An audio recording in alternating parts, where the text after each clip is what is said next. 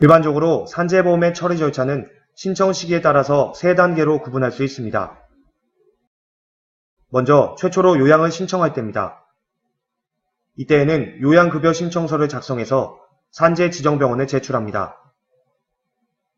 최초 요양 신청을 할 때에는 사업주의 확인이 없어도 제출이 가능합니다.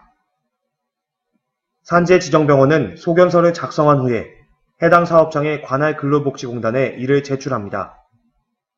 이 과정에서 근로복지공단이 업무상 재해 여부를 판단하기 위해 근로계약서와 목격자 진술서, 임금대장 등을 요구할 수도 있습니다. 그리고 만약 재해 발생일로부터 30일이 지난 이후에 요양급여 신청서를 접수할 경우에는 요양신청 지연 신청서를 추가로 작성해서 제출해야 합니다. 요양기간 중에는 먼저 휴업급여를 신청해야 합니다. 휴업급여는 앞서 살펴본 대로 4일 이상 취업하지 못한 경우 혹은 휴업기간 중 임금을 받지 못하는 경우에 신청하게 되는데요. 휴업급여 신청서를 작성해서 이를 관할 근로복지공단에 제출하면 됩니다. 요양비의 경우에는 기타 부득이한 사유로 요양 승인을 받지 않고 자비로 치료한 경우에도 요양비 청구가 가능합니다. 이때 청구 내용에 관한 증빙서류, 대체지급보험금 지급 청구서를 추가로 제출할 수 있도록 합니다.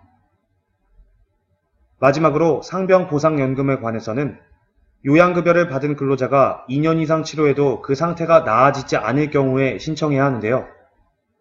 상병보상연금 청구서에 폐질 상태를 증명할 수 있는 의사의 진단서를 첨부해서 역시 관할 근로복지공단에 제출하면 됩니다.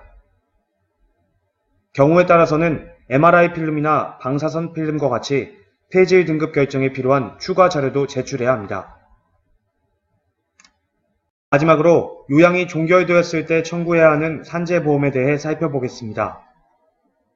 우선 치료가 끝나고 신체 장애 등급에 해당될 경우 장애보상 청구서를 작성해서 이를 근로복지공단에 제출합니다.